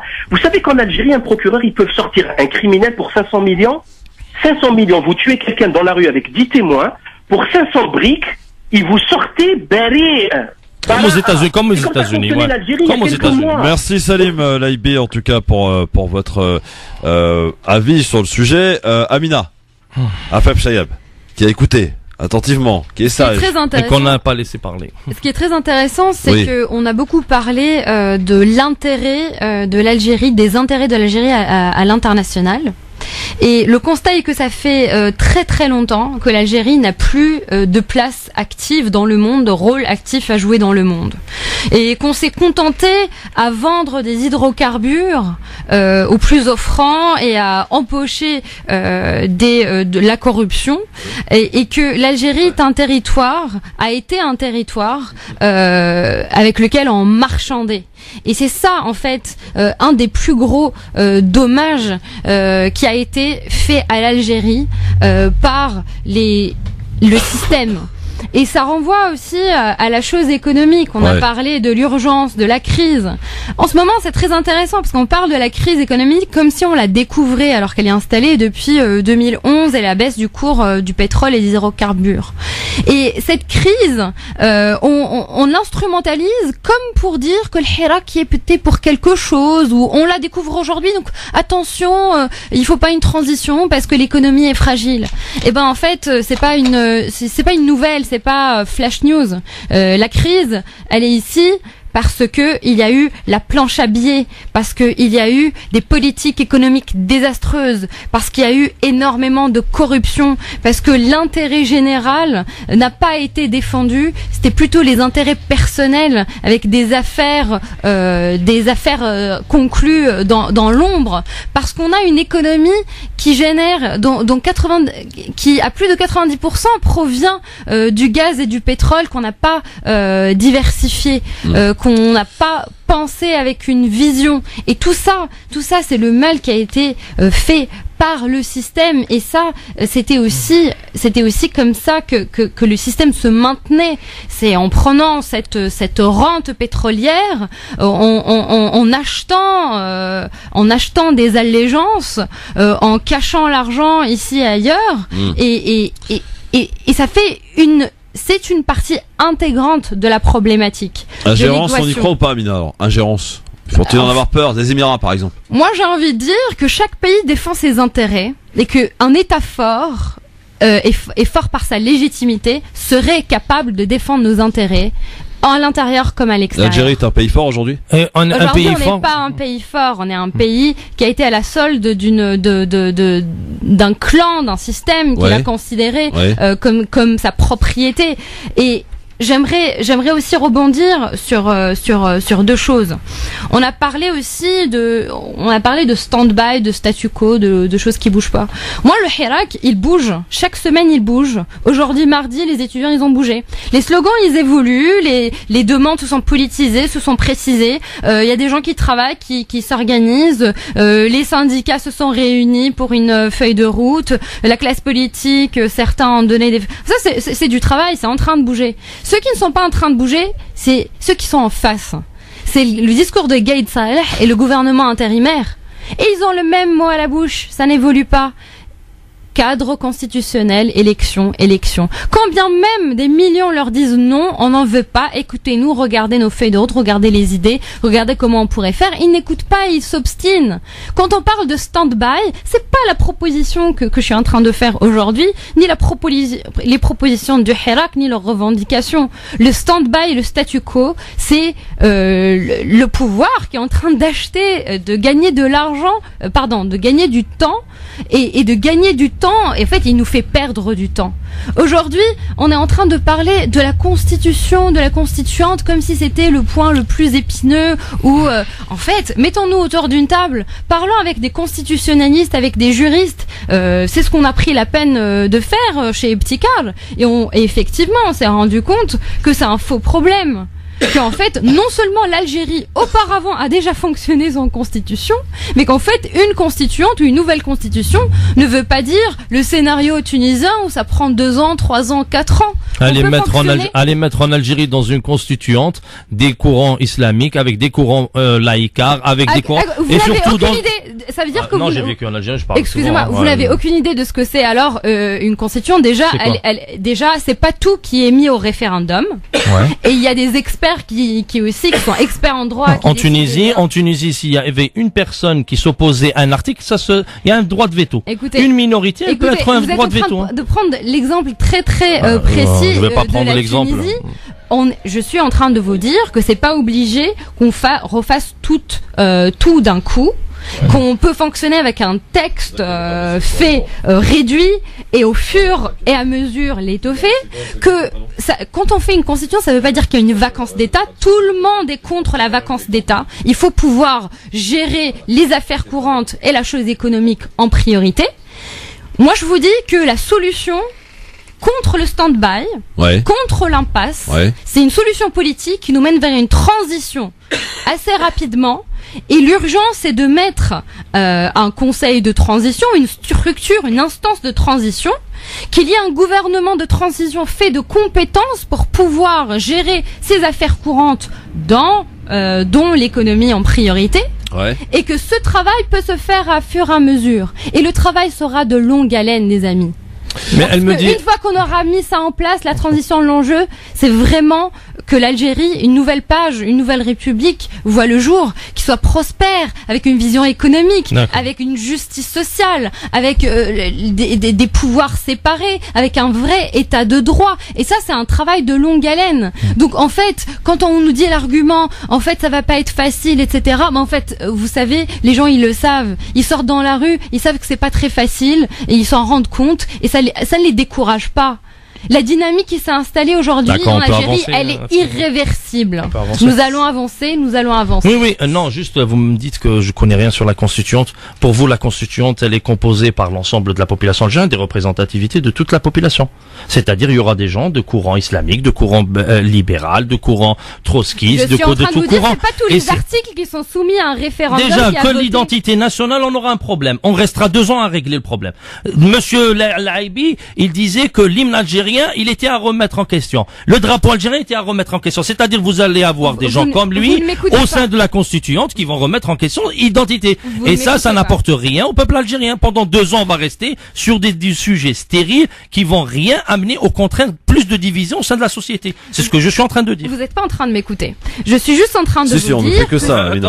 Non. Amina, on fait que ça, arrête. Je suis en train de dire que tout n'est pas à refaire d'un coup. Aussi que, en fait, avant d'arriver à cette phase de transition, il y a une feuille de route pour se mettre sur un consensus. Et tous ces détails de mécanismes de faisabilité de la Constitution, par exemple, commencer déjà par un texte très réduit avec des articles réduits qui nous permettent juste d'avancer sur la transition, que c'est ça vers quoi on est en train de tendre. Et ceux qui défendent la Constituante, en fait, ils sont tous en train d'aller sur ce scénario-là et non pas refaire tous les articles et aller sur une centaine d'articles au référendum avec toutes les franges de la société. Bon, en fait, il faut qu'on avance, Amina, pardon, mais il faut qu'on avance parce que l'heure tourne, quand même. 01 40 30 39 000. Tiens, il y a un chroniqueur du LGF aussi qui écoute beaucoup, vous savez que le standard explose, je vous le dis direct, Gamal Abina. Salut Gamal. Salut, ça va? Bah, ça va très bien, Gamal. T'as vu, c'est un peu chaud sur le plateau, là. Oui, c'est chaud, et puis il y a des choses qui doivent être, effectivement, dites, à mon avis, puisqu'on vient d'entendre un propagandiste au téléphone, qui ne maîtrise pas ces sujets, mais enfin ça c'est pas d'hier, il est tellement bouffé par son orgueil. Vous parlez de votre ami Salim Laïbi, c'est ça? Salim Laïbi, oui bien sûr, mon pote Salim Laïbi qui s'autorise à faire la diffamation publique en permanence, il est condamné, très souvent condamné. D'ailleurs bonsoir à Amina, que je connais bien, bonsoir évidemment à Sofiane. Bonsoir. Alors, on va déjà commencer par plusieurs points qu'il a évoqués. Constitution, déjà pour commencer, l'Angleterre n'a pas de constitution, s'il avait un minimum d'intelligence, il faudrait qu'ils se disent que c'est peut-être un royaume et que le royaume n'a pas eu de révolution, que la constitution c'est la conséquence d'une révolution qui installe une république. Ça c'est compliqué pour lui. Il parle du Commonwealth mais il maîtrise pas l'économie non plus. Il parle de la City mais il a perdu du que la City est juste la bouée de sauvetage d'une économie anglaise qui est à la dérive puisqu'il n'y a plus d'industrie. Bref, les connaissances de ce monsieur sont extrêmement limitées en économie et en géopolitique. On va pas revenir là-dessus. Il est tellement prétentieux à but de la personne qu'il méprise les Algériens de France, qu'il méprise les Algériens d'Algérie, qu'il a oublié tous ces... Tout à fait. Les règlements de compte ailleurs les gars. Bon, allez, vas-y. Mais il diffame pas en vérité. Écoutez bien, il n'a pas répondu à la question de Sofiane, qui est une question très intéressante, à savoir pourquoi a-t-il dit, évidemment dans une méconnaissance crasse, que le drapeau algérien serait un drapeau franc-maçon. Je le rappelle qu'il a été fait, dessiné par la femme de Messali Hadj, sous la direction et la conduite des gens du FLN, enfin de ce qui devait devenir le FLN. Ça, il ne le sait pas. Pourquoi a-t-il dit que l'hymne national Qassaman, qui est une promesse de la libération, où on jure devant le peuple algérien, est une infamie, puisque soi-disant, on ne jure que devant Dieu, chez lui, la réduction des termes est très intéressante. Pourquoi a-t-il été copain d'Alain Soral, qui est un néocolonialiste patenté, puisque dans son abécédaire de l'appétit ambiante, il disait que la meilleure chose qui puisse arriver en Algérie, vu que c'est un pays qui ne marche pas, c'est que la France y retourne. Et surtout, pourquoi ce monsieur qui a toujours cette obsession d'insulter les gens, de les dénigrer et de les mépriser, ne répond pas aux questions qui nous intéressent. Je rappelle que le dernier livre qu'il a fait, il rend hommage à Adolf Hitler, qui cite l'islam. Je rappelle que monsieur a foutu la pagaille à Marseille dans une conférence à laquelle il n'était pas convié pour attaquer Yves Bonnet, et je rappelle que ce même Salim Naïbi disait qu'il prendrait les armes pour défendre son pays, la France, à la suite d'une naturalisation qu'il a obtenue en 2003, son pays, la France. Donc, Yves Bonnet est son ami, c'est pas son ennemi. Et aujourd'hui, à la faveur d'une révolution, et quelle révolution, il se retrouve une incohérence et un amour pour l'Algérie qu'on n'avait pas connu pendant 15 ans. Tout en dénigrant son armée, en parlant qu'une armée d'incompétents, alors que tout le monde sait ce que vaut l'armée algérienne dans cette région. Bon, mais Gamal, on va aller encore plus loin. Ouais, non. Par exemple, et c'est là où vous voyez l'intelligence limitée du personnage. Gamal. Lorsqu'il dit les Émirats Arabes Unis font pression sur l'Algérie. Les Émirats Arabes Unis défendent leurs intérêts économiques en Algérie parce qu'ils ont construit avec les Algériens, ils ont investi, pas construit, dans une usine du constructeur allemand, je crois, c'est son Mercedes-Benz, je sais pas quoi, un de ces deux constructeurs, pour faire des véhicules militaires blindés algériens. Voilà pourquoi les Émirats Arabes Unis sont inquiets. Bon. C'est tout. Gamal. Ensuite, je finis. Le temps passe. Je finis. Ouais. Et ensuite, Hezbollah France, il faut se poser la question. Monsieur croit que la France n'est pas derrière, il est très amusant. Non, il a occulté. La puissance coloniale ne peut pas être derrière des mouvements insurrectionnels en Algérie qui pourraient être instrumentalisés. C'est vraiment méconnaître les géopolitiques, les rapports de force, et surtout, ça prouve encore une fois que finalement, la France, il l'aime dans son cœur, puisque finalement, il la défend même aujourd'hui. Bon, c'est pas demain que vous allez manger une tchouk-tchouk ensemble, quoi, visiblement. Ah bah, il y a peu de chance, il a trop peur. Malheureusement. Arrête, allez, stop. Merci, Gamal. Salut, Gamal. Bon. Et voilà. Les gars, vous faites des règlements de compte, c'est pas bien. Hein. Non, il n'y a pas de règlement de compte. Bah quand même, hein. On appelle pour. Comme Salim m'a demandé qu'on parle que du fait. Non, d'accord, dénigrement. Bon. Même après. Est-ce qu'on peut s'entendre, Amina, Sofiane, dans un instant, et pour terminer cette émission, qui j'espère aura fait avancer au-delà de vos divergences, quelques solutions qui émergent. Donc aujourd'hui, vous avez la solution proposée par Sofiane, donc au plus vite possible l'organisation d'élections pour que le peuple puisse choisir lui-même son futur, et Amina avec le mouvement Iptikar et quelques-uns aussi pas mal qui proposent cette fameuse constituante, une période de transition. On en reparle dans un instant avec vous pour terminer, pour essayer de se mettre d'accord sur un fait précis dans un instant. Maghreb 2, France Maghreb 2. Le LGF pour finir avec Sofiane Lakhdari, avec Amina Fabchayeb pour cette spéciale consacrée à l'Algérie. Voilà, je ne souscris pas aux espèces de règlement de compte qui s'est opéré. Visiblement, on sent qu'il y a une haine viscérale entre des personnes qui effectivement sont venues contredire Salim Naïbi qu'on aime ou qu'on n'aime pas, Gamal Abina qu'on aime ou qu'on n'aime pas. Chacun a pu s'exprimer. Voilà, après chaque auditeur, auditrice de se faire sa propre opinion. Je ne veux certainement pas être l'otage de tout cela. Ça, c'est important à dire.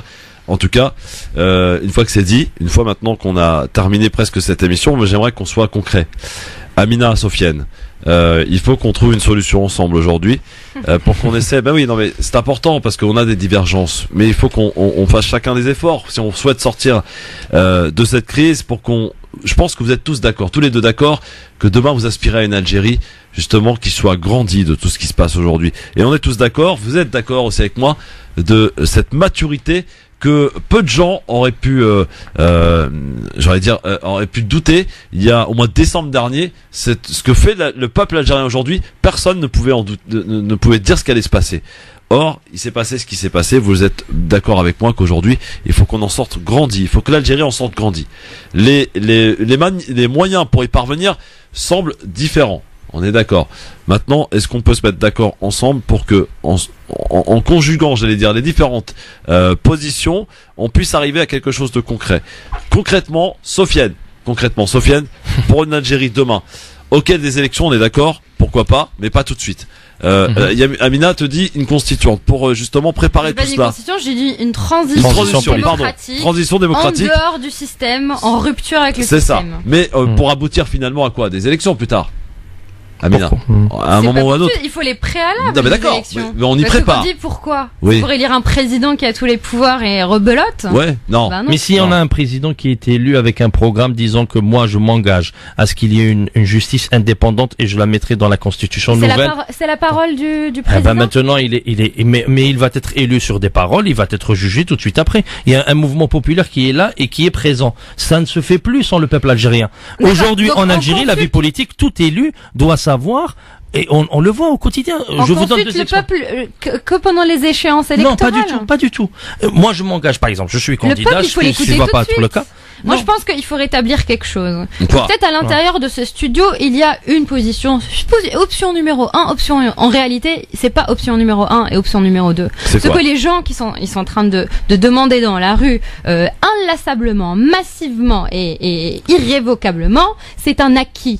Quand on parle de transition démocratique en dehors du système, ce n'est pas mes paroles, moi, en tant que Amina Afaf Chaib, ni les paroles du mouvement Ibtikar, c'est ce que veut la majorité des citoyens.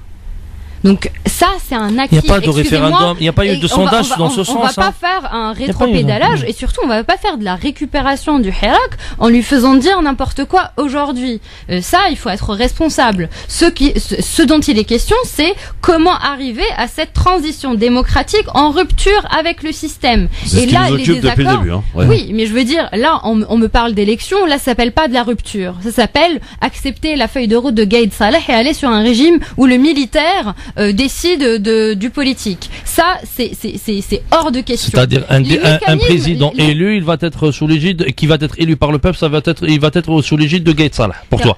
Est-ce que... Alors du coup, on veut une constituante, excuse-moi. En fait, en quoi c'est différent du système qu'on avait avant? Et là maintenant tu vas faire une constituante, mais avec l'armée. Qui va nommer ces gens-là? C'est-à-dire on demande à l'armée de rester toujours au pouvoir, parce que l'armée elle va pas lâcher le pouvoir. On lui demande pas de rester au pouvoir précisément. Mais qui va faire la constituante? Vous êtes pas dans une forêt là. L'Algérie, c'est pas une forêt. Il y a des institutions. Alors on chasse. J'explique la solution. D'accord, ou pas? Pardon. Moi je pense que... Je répète, c'est un acquis. C'est un acquis, la transition démocratique en rupture avec le système. Ouais. Et l'armée, on parle d'un état civil. Tout le monde veut un état civil. Ouais. L'armée revient à sa fonction. Les frontières, l'intégrité territoriale. Et on ne parle plus de politique. Elle doit négocier son départ du pouvoir. Le Gaïd Saleh doit revenir à sa fiche de poste, excusez-moi. Aujourd'hui, l'enjeu, c'est quoi? C'est sur les mécanismes, c'est sur les détails de comment va venir cette transition démocratique, comment les instances de transition vont voir le jour. Et là, le plus urgent, c'est de fédérer, dialoguer et arriver sur un consensus de feuilles de route. Aujourd'hui, il y a une pluralité de feuilles de route. Tout à l'heure, les intervenants les ont énumérées, entre des figures politiques, entre la société civile, qui en a présenté plusieurs. Aujourd'hui, il faut une feuille de route fédératrice, consensuelle, et qui puisse finalement être accepté et être représentatif des revendications du Hirak. Et aujourd'hui, c'est là où on en est. Tout le monde est en train de travailler. Arrêtons de dire qu'il ne se passe rien du côté du Hirak, parce qu'il se passe beaucoup de choses. C'est un travail laborieux. Je suis pas en train de dire que c'est facile, mais le plus urgent, c'est qu'on cesse avec le dogmatisme, l'idéologie et les chamailleries qu'on a pu aussi voir en studio aujourd'hui, pour qu'une Algérie démocratique, un état de droit, une économie prospère, une citoyenneté effective soit vraiment une réalité en Algérie. Le travail sera long. Donc commençons déjà par reconnaître que c'est un acquis, cette transition démocratique dans la rupture, et ensuite allons sur le dialogue et la mise ensemble des feuilles de route pour arriver à un consensus. C'est ce on a essayé de faire aujourd'hui, dialoguer. On y est quand même parvenu, quand même, non? D'accord. Non, bien sûr. Bon. Toujours. Amina, on est d'accord, on a dialogué aujourd'hui. On a essayé d'avancer un petit peu. On a dialogué, mais on revient pas en arrière et on ne trahit pas les revendications du Hirak. Personne ne trahit. Ceux qui trahissent le Hirak, c'est ceux qui aujourd'hui obéissent à des agendas autres que l'agenda du peuple algérien. Moi, personnellement, j'ai aucun sondage disant la constituante, elle est majoritaire en Algérie, ou bien des élections présidentielles sans majoritaire. Il y a des gens qui sortent, des milliers, des millions, voire maintenant, ils se demandent tous pour sortir de la crise. Il y a des gens qui veulent perpétuer cette crise, qui veulent vraiment travailler avec l'armée. Comment voulez-vous neutraliser l'armée, ou bien comme disent certains qu'elle revienne à la caserne, tout en voulant garder une transition de 1 an, 2 ans, 3 ans, on ne sait pas pour combien de temps. Ces gens-là, par qui ils vont être nommés, c'est sûr qu'en négociation avec l'armée. C'est des gens, est-ce qu'ils vont être élus par le peuple? Non. Moi, je vois une solution qui est facile, qui est réalisable. C'est-à-dire une commission indépendante qui va gérer de A à Z ces élections, durer dans 3 mois ou dans 6 mois, avec des élections et un engagement politique de chaque élu qui va expliquer, qui va rendre responsable le peuple. C'est-à-dire de redonner cette confiance que le peuple peut faire des choses. Parce que aller vers une période de transition, c'est en même temps des négociations, des discussions derrière les rideaux, et en même temps, le peuple son action va s'essouffler. Et j'espère pas qu'on arrivera à cette situation. Petite question pour finir, mais à tous les deux, et rapide s'il vous plaît. Le départ de Bouteflika, c'est un coup d'état de Gad Salah, Amina? Non, c'est un sacrifice nécessaire parce qu'il n'y avait pas le choix. Mais il n'y a pas de coup d'état. C'est pas un coup d'état. Les militaires ont toujours fait partie, l'institution militaire a toujours fait partie de l'équation du système. Oui, mais d'accord. Non, mais parce que beaucoup on parlait d'un coup d'état, que Bouteflika était c'est un réajustement à l'intérieur du système. Alors moi je reprends les faits, parce qu'on reprend que les faits. Il a démissionné. Moi, je rappelle à ces gens qui parlent au nom du Hirak aujourd'hui, ont demandé à ce que l'armée outrepasse la Constitution. L'armée, elle garde la Constitution toujours. Tu parles de coup d'État. Ils ont imposé la démission suite à une demande légitime du peuple algérien qui est sorti par des millions. Voilà, Bouteflika, on l'a poussé à sortir. Maintenant, certains voient le côté de l'armée. Moi, je vois le côté du peuple. L'armée n'a exécuté qu'une demande du peuple. Très bien. Bon, on remet le couvert, un de ces quatre, tous les deux. Allez, Amina. Soyons fous. Mais non, tu peux pas terminer comme ça, Amina, voyons. Ah, les coups bas, un peu d'humour. Ouais, d'accord, ok. Sous cet angle, l'humour algérien. s'il vous plaît. L'humour des aides. Allez, merci à tous les deux, en tout cas, d'avoir essayé de faire avancer le Schmilblick. Merci beaucoup à tous les deux et à tous ceux qui sont intervenus sur France Maghreb 2. Pardon pour le retard, dans un instant, Medjed sur France Maghreb 2. À demain, 16h. Autre sujet, autre affiche, entre 16h et 18h. 18h04 minutes. Pardon encore une fois pour le retard. Le rappel de l'actualité tout de suite avec Marc Salbert. Bonsoir Marc. Bonsoir. Il va falloir nous montrer plus virulents, estime l'urgentiste Christophe Prudhomme, après cette journée de mobilisation dans les EHPAD et les hôpitaux pour réclamer de meilleures conditions de travail. La CGT Santé pense ne pas être entendue par le gouvernement, alors que le Sénat examine aujourd'hui le projet de loi santé. Un peu plus de 2 semaines après la débâcle des élections européennes, les cadres des Républicains se réunissent en ce moment en bureau politique. Première réunion interne depuis le départ de Laurent Wauquiez. Les discussions porteront notamment sur le nom du futur patron du parti. 5 personnes soupçonnées d'appartenir à l'ultra-droite et d'avoir voulu s'attaquer à un lieu de culte juif ou musulman ont été interpellées entre septembre 2018 et mai. On l'apprend seulement aujourd'hui, leur projet d'attaque restait flou. La Russie lève les poursuites pour trafic de drogue contre le journaliste Ivan Golunov, connu pour ses enquêtes sur la corruption et les malversations. Et dans la foulée, le ministère limoge 2 hauts responsables de la police. La justice devra désormais évaluer la légalité des actions des policiers qui l'ont interpellé et affirmer avoir trouvé de la drogue chez le journaliste, déclare Moscou dans un communiqué. C'est la plus forte hausse des émissions de CO2 dans le monde en 7 ans, plus 2% en 2018, indique le géant pétrolier BP dans un rapport sur l'énergie. C'est une décision historique pour les défenseurs de la cause LGBT. L'homosexualité n'est plus un crime, décide la justice du Botswana. Un jugement important à l'échelle du continent puisque les relations entre les personnes de même sexe restent illégales dans plus de la moitié des pays d'Afrique. En football, Andorre, France ce soir à 20h45, dernier match de qualification pour l'Euro 2020 pour les Bleus. Après leur défaite cuisante en Turquie, les Français tenteront de se rattraper sur une pelouse synthétique, un stade de 3300 places et une température de 5 degrés dans les Pyrénées. Bonne soirée. France Maghreb 2. France Maghreb 2. Pour ensoleiller et accompagner vos journées et vos nuits. France Maghreb 2.